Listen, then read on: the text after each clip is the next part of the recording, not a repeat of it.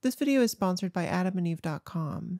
Use code LILY to get 50% off one item and free shipping in the US and Canada. Some exclusions apply. Hello, gay people. How are you doing? Happy 30th of June, last day of Pride Month, and the last day I could put out this video without my sponsor getting mad at me. Personally, I've celebrated Pride by working 18 days in a row while recovering from the novel coronavirus. It's been quite bad. But isn't that what Pride Month is all about? Gay people being miserable. Honestly, Pride doesn't even happen until August where I live, so this month is basically synonymous with bad discourse and nothing else. The queer internet dredges up the same beef every June without fail.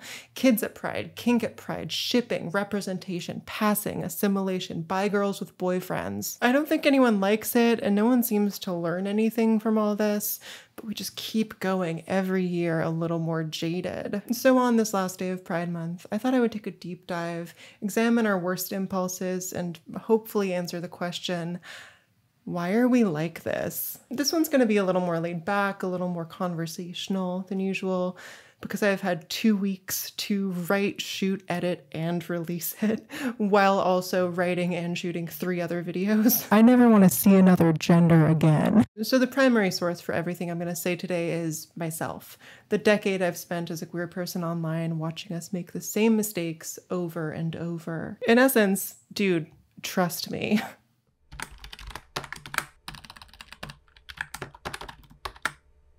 Before I got into researching queer history, I had a pretty innocent view on the movement's past. I kind of assumed our community was united before social media came into play. Like once upon a time, queers must have had their priorities straight. They wouldn't get bogged down by frivolous discourses like bi-lesbians or male socialization. I've tried to say that word like 3 times now, that's gonna have to do. How could they in the face of such imminent threats, police raids, the AIDS crisis? I figured we must have presented a united front to survive all that. And I mapped this assumption onto the early queer internet too. So my initial plan for this video was to paint a picture of a linear downward trajectory. I was gonna say, our online communities used to be good and then social media made them bad. As if I was there before social media. As if my first experiences weren't on Tumblr in 2011, where I may or may not have run a Jason Mraz fan blog that's still out there somewhere. Why am I telling you this? God, I'm giving you so much ammo. Well, I found some undisputable gems while digging through old forums and archives. My assumption did not hold up to scrutiny. Just half an hour talking to a friend who came out in the 80s made that clear. She said, if anything, the early online spaces were worse than the ones we have now. The issues she mentioned were familiar to me.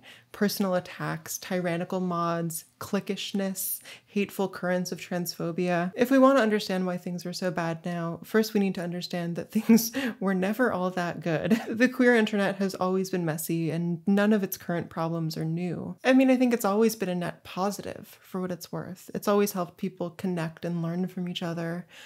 But also, it's bad. But even though things weren't ideal in the Web 1.0 days, I think the modern internet has a bigger capacity for harm. First of all, we're talking on 2 totally different scales here. Before the 2000s, using the internet meant dialing up on your household's 1 computer or going to a library. For a lot of people, queer community was plainly easier to access offline, even with a lot of spaces covert or criminalized. But as the internet's become more convenient to use, people have kind of unsurprisingly preferred it over in-person meetups. The advantages are obvious. You can be anonymous if you want. It's a lot safer than nightlife. You can easily block or ignore anyone you don't want to talk to. No cop is going to give you trouble.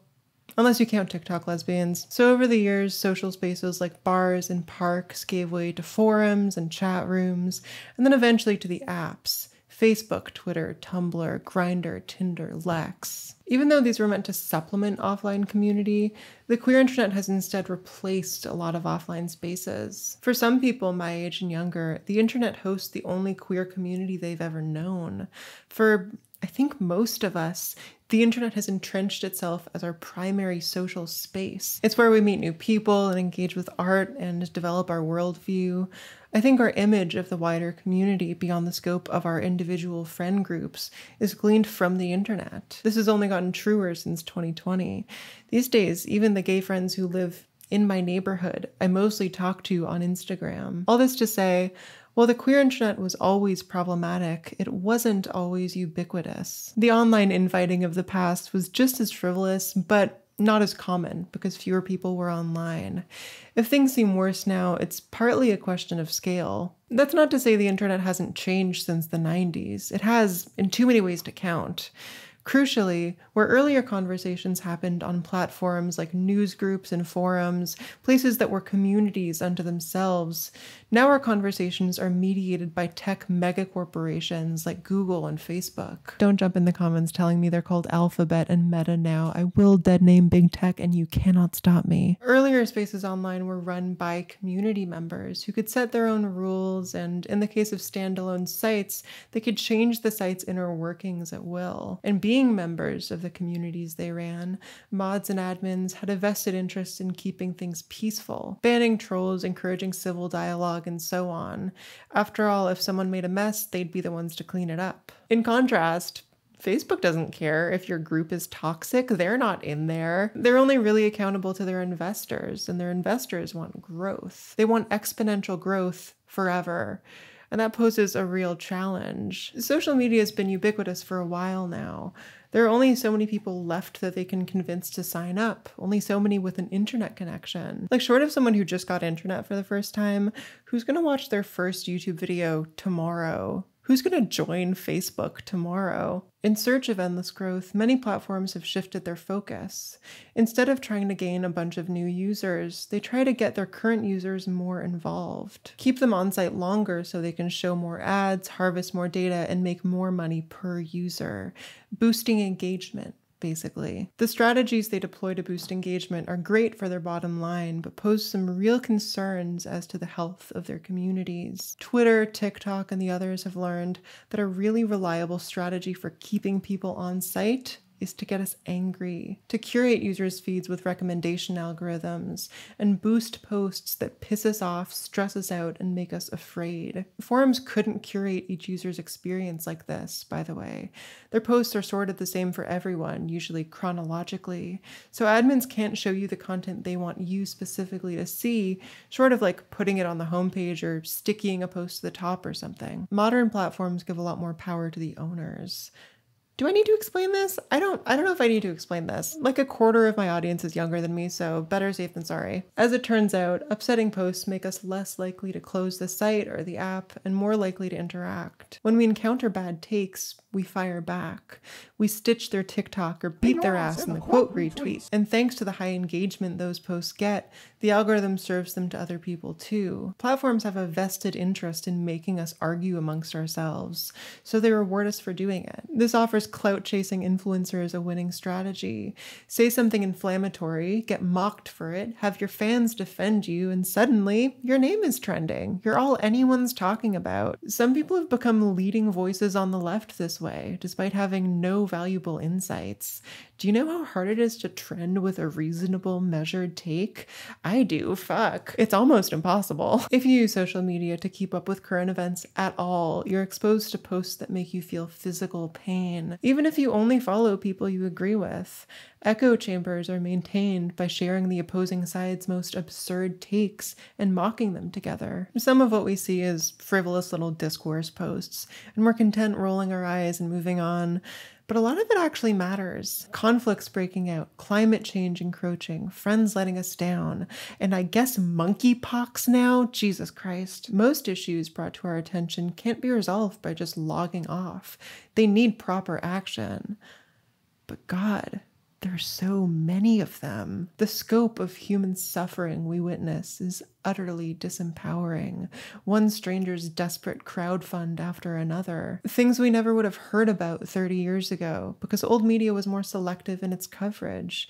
Only so many tragedies fit in a newspaper, not so on an endless feed. Regular people can't act on every pressing issue. There's not enough time in the day.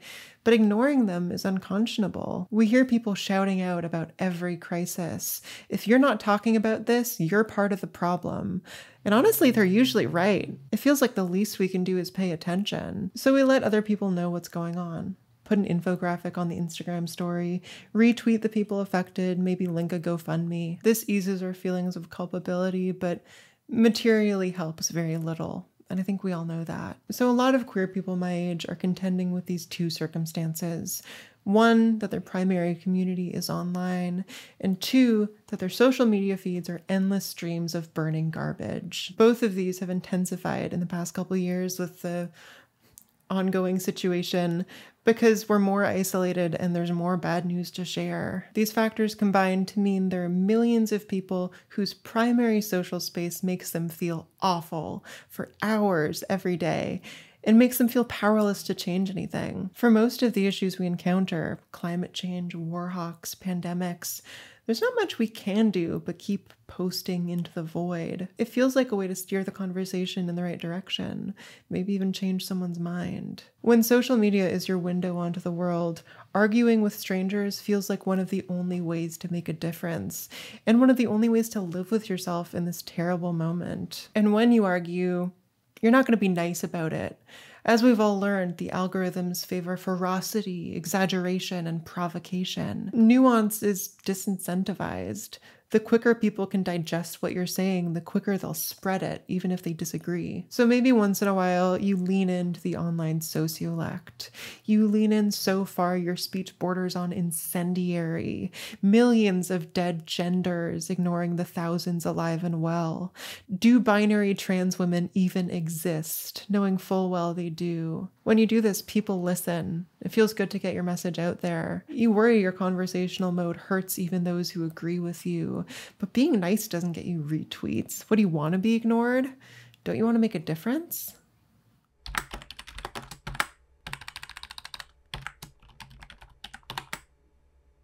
You may have noticed that today's queer internet has a thing for purity. Ideas of virtue, wholesomeness, and a really shallow kind of general niceness permeate the scene. It's most obvious in our aesthetic sensibilities, soft, childish, aggressively non-sexual, but it also shines through in the discourse. You could do a whole book on what's going on here. A lot of smart people have talked about it at length.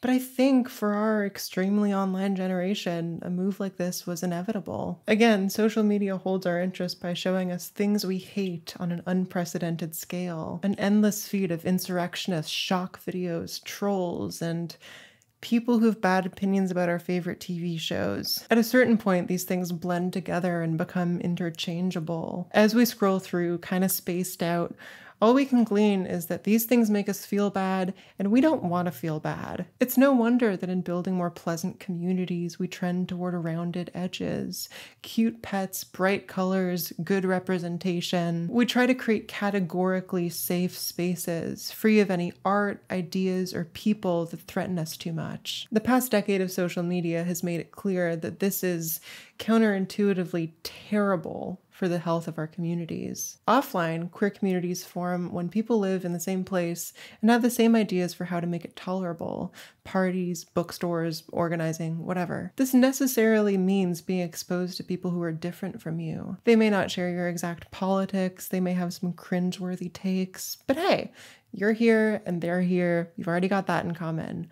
So maybe the bar is dead one night and you get to talking. It turns out they're like really funny and they have these great stories about working on farms and touring with their band. And before you know it, this person's expanded your perspective. You've learned from them. Online, you don't have to pay attention to them or anyone like them.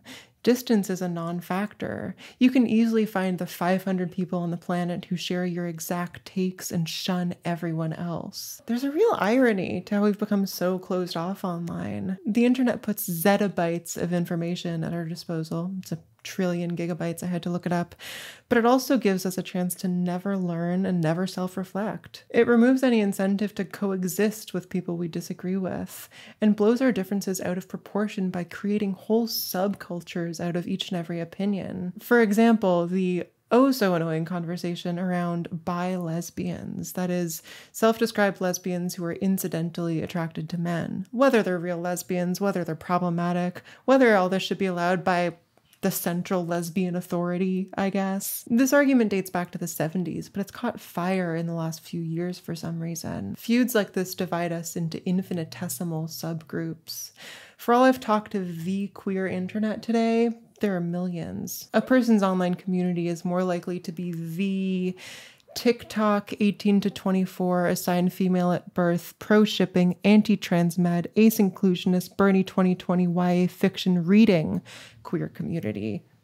Just as an example. And that community is likely to define itself not in opposition to homophobia or transphobia, but in opposition to other infinitesimal subgroups. If you look up bi lesbians on Twitter, 4 of the first 5 results are single issue accounts focusing entirely on either supporting or disavowing bi lesbians. It blows my mind that this is anyone's priority. Do you guys know that some places it's illegal to be gay? What do I think of bi lesbians? Thank you for asking. I can honestly tell you that in my majority lesbian friend group, this issue has come up twice ever, and no one especially cared either time. We want to get along with each other, so we're a little more open to people feeling differently than we do, and less liable to break off into warring factions. I don't want to be an inclusionist or an exclusionist. I want to hang out in a park with my friends. I want to lay down a huge picnic blanket, have a big glass of lemonade, maybe throw a frisbee around. Doesn't that sound nice? Wouldn't you rather be on a picnic right now?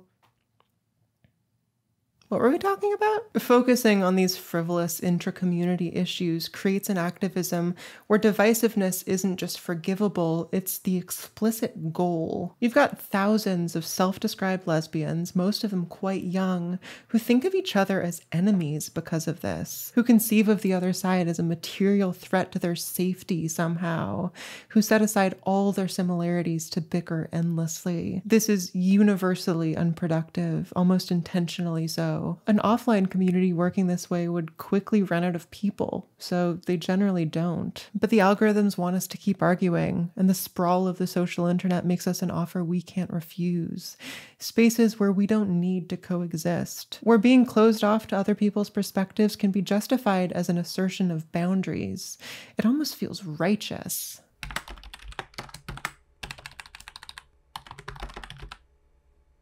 Purity culture points to another issue holding our discourse back, the prevalence of cultural amnesia.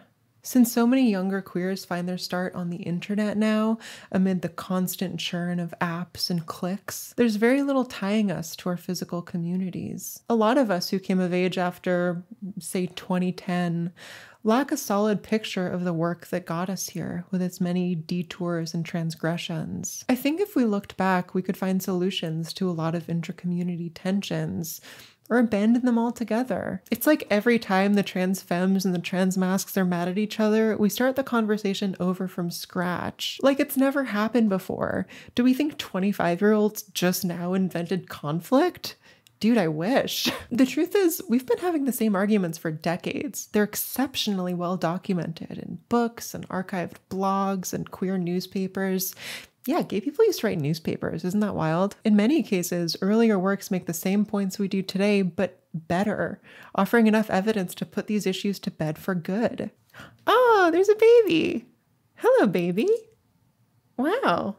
You've been so good. We do not need to be considering the merits of cops at Pride after everything Sylvia Rivera said and wrote.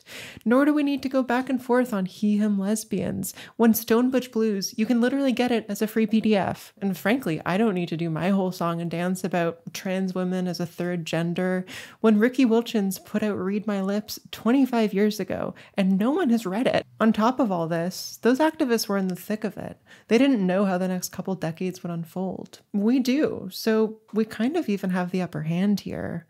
With the benefit of hindsight, we can reflect on previous movements and currents of thought to see what worked and what didn't. For example, I've noticed some of my friends shifting towards transmedicalist attitudes lately. For those who don't know, transmedicalism is a loose set of ideas.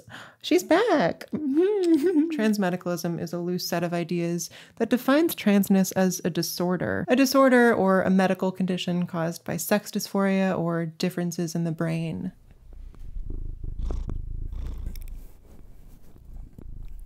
No freaking way. This idea was encouraged by medical gatekeepy weirdos, the whole born in the wrong body narrative, you know? It was the prevailing understanding of transness for a long time. Its trans proponents worried that if we stopped treating transness as a disorder, the world would take our needs less seriously. Then, gradually, we stopped treating transness as a disorder, and that didn't happen. Trans medicalists were wrong. Their politics have been debunked.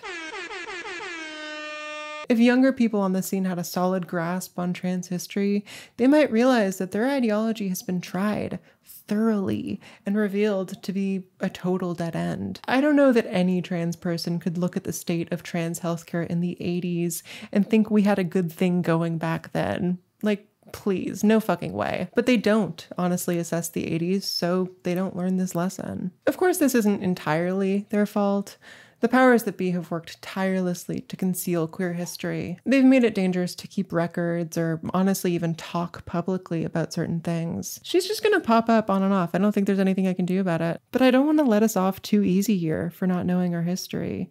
Many people work every day to make that history accessible to us. Oh God, please, Clementine. And thanks to their work, that history is actually more accessible now than it's literally ever been. There are podcasts, articles, movies, books for just about every audience. So chalking our amnesia up entirely to erasure feels incomplete. Stick around to the end because I'll recommend a few, by the way. Beyond the impact of erasure, I wonder if some people in the extremely online contingent avoid learning history because of the cognitive dissonance it can provoke. If you want to preserve a vision of queerness as innately pure, there's a hell of a lot you have to gloss over. For starters, but who could forget and my personal favorite, Jesus Christ. You don't want to know what I actually said. Studying our history makes it abundantly clear that there are no categorically safe places and no categorically good people. Alongside our boundless creativity and inspiring resilience, queer activism has always been messy and haphazard, and above all, offensive to the public sensibilities. The good that's been done doesn't negate the harm, neither does the harm negate the good. This is a crucial lesson to learn. But us Zoomers, not great with gray areas. We kind of deal in absolutes. If some of these teenagers learned about what went down before Ellen and Modern Family made us boring, I honestly think their heads would explode. Instead, young online queers, and I should specify it's mostly young online, like white Western queers, we keep any pre-digital organizing at arm's length, which kind of lets us mythologize it. I do mean we, myself included mostly. I mean, the way I thought our communities must have been united until recently, it's so naive it reads like fan fiction, as if our elders didn't have to deal with racism and transphobia and serophobia just like we do now. We turn movements into logos. We turn real people into icons and erase their humanness in the process. None have been more thoroughly mythologized than Marsha P. Johnson and Sylvia Rivera, leaders of street transvestite action revolutionaries and participants in the Stonewall Uprising. Especially Marsha, whose image has taken on an almost messianic weight in the years since her death, an invocation of everything holy. A widely spread account presents Marsha as the heroic Black trans woman who threw the first brick at Stonewall, igniting the gay liberation movement. The truth is more complicated, as truths often are. Marsha never identified as a trans woman. She showed up to the riot hours after it started, and it's unclear whether anyone threw a brick. Outside her activism, Marsha was also a whole person, and a fascinating one. She was a performer, deeply religious. She was a caregiver to a man dying of AIDS complications, while herself HIV positive. The myth of Marsha is an all-timer, and we can learn from it. But her full story offers so much more insight. If anything, I think that's actually why younger white queers avoid engaging with it, and avoid engaging with our history in general. With her life story fleshed out, Marsha doesn't seem so far away anymore. These details that were peripheral to the myth become impossible to ignore. How she was a sex worker, how she was described as mentally ill and prone to lashing out at people, how she was intermittently homeless. Suddenly, Marsha and Sylvia remind easily scandalized white queers of people we know and treat poorly. Trans femmes of color, sex workers, homeless addicts, heavily traumatized people, people who speak out and don't take shit even when it would be polite to. I have been thrown in jail. I have lost my job. I have lost my apartment for gay liberation. And you all treat me this way? What the fuck's wrong with you all? And Marcia and Sylvia's detractors, those who marginalized them, jeered at them, suddenly they remind us of ourselves. Y'all better quiet down. The space between past and present collapses. It becomes obvious that when we villainize traumatized members of our community, we're also villainizing our trailblazers. The complaints about drag queens and the male assigned among us are complaints about Sylvia and Marcia, whether or not they mean to be. That the queer internet's puritanical, optics above all moral code would condemn these militants as a threat to children and ban them from any pride events we have a say in. Grappling with the nuances of the queer past, the homophobia underpinning our cultural logic enters plain view. Its focus on broad appeal and child friendliness, its elevation of comfort to a sacred status, its tendency to set miraculously large communities ablaze with bad faith concerns. Purity works on a logic of exclusion. It can only be maintained by continuously purging the impure. Our movement is losing ground in no small part because our recent ideological developments make us dislike each other. They turn us against each other by encouraging our worst impulses and weakening our ties to offline communities that reveal the absurdity of this whole situation. It's no coincidence all this transpired in the age of social media, where corporate interests set the terms of conversation. The way we talk to each other has been chosen for us, molded by algorithms to boost engagement, drive content creation, and above all, keep us coming back for more. Divisiveness and cruelty are rewarded. No wonder our conversations have turned divisive and cruel. If we want to be heard, we have to play the game. Though I can't help but notice, we always seem to lose.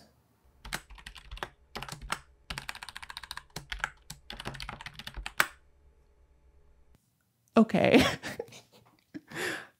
What do we do about this? Can we fix the state of online conversation? Can we make this a healthier place? I actually don't think we can. Hate to break it to you. Don't get me wrong. We have sway in our own circles, our own little communities. We can be kinder. We can refuse to pick teams in petty internet drama. We can refuse to think of each other as enemies. At the very least, we can individually have a better time online. And that's worth something.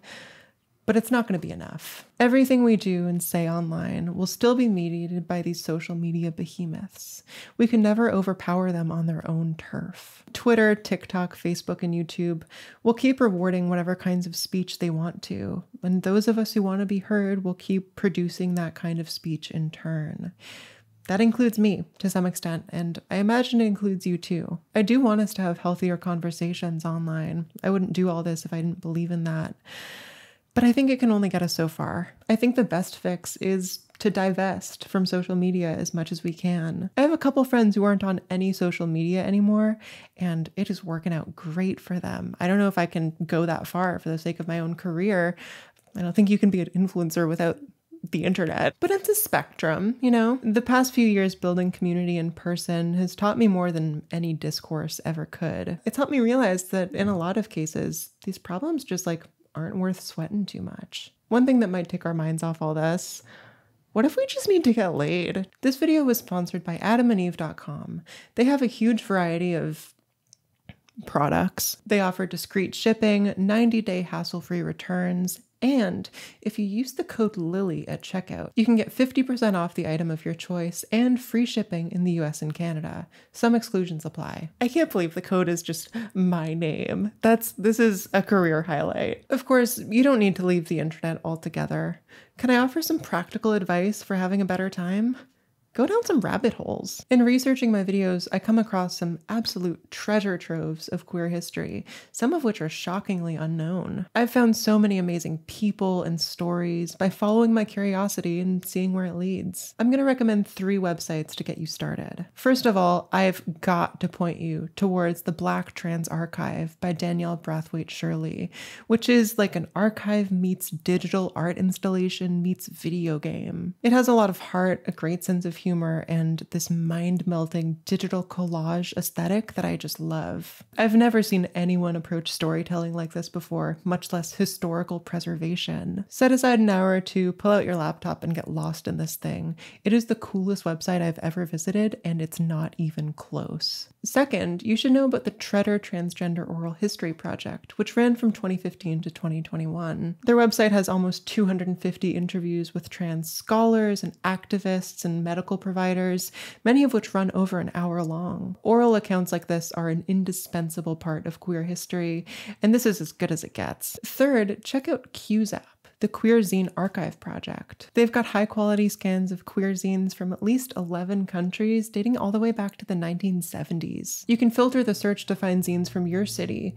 My hometown has 16 on there, with hits like Reproduce Freely and Pathologize This. Ugh, thank you, gay people. I love us. The creativity and the depth of knowledge being shared here, you gotta see it for yourself. It was tough narrowing down that list. I'll list a bunch more resources in a free public post on my Patreon. Though, if you sign up to become a paid member, you'll get early access to all my future uploads and a handful of bonus videos that aren't anywhere else.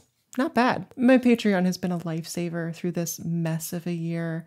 Really gotta hand it to anyone who supports me on there, including Cersei Quake, Maddie Mamode, Catherine Ann McCloskey Ross, Rhea Chappell, Charlie H., Lillian, Basil Bennett Levy, Duck Grows Chilies, Rebecca Gale, Luna Jade, Dan Lizotte, Arcadius, Gia Maria Caterina Santa Lucia, Dabney, Lee Sloth Pope, Quinn Osgood, Joel Durham, Mid-Tier Art, Jasperi Wertanen, Ruby Landau Pincus, The Recognition Scene, Taylor Hardy, Emma Casley, Emily Martins, Sandy Smith, Guillaume, Izzy, Scott Sometimes Lucy, Jesse Earl, Samari Brayley, Henry Rachutin, Tracy Rudan-Intel, Cannon, Sasha Karbachinsky, Margot Boivin, Smaz Ruby, Wimble Limble, Kieran McMullen, Linda Jewers, Pascal, Erica Peterson, Rose Dale, Scatterflower, Chloe Jane, Clara Griffin, Momo, Tia Beanie Kazare, Transfemme Flim Flam, Mariah, Mary Wishart, Cassie, Olivia Grimes, Nuclearite, Hot Girls Read Lennon, Claire Anderson McGilligot, Colin Coltrera, Summer D, Lynn Black, Jane Malcolm, Imogen Campbell, Cherie Monjovi, Otherwise Lovely, Yuna, Matilde, Darla Butler, Celeste Blossom, Caitlin, Square 44, Gwen Loffman, Alejandro Hernandez, Ivy, Kana Q, Fly Girl, Dr. Haley Isabella Colley, Quillworth, Fox Oslander, Trick Metric, Kiki, Blueberry Hill, Rickacoy, Ren, The Numeral 1, River, Detective Meow Meow, Autumn Kelsey, and finally Charlie B. 3 videos next month. 3.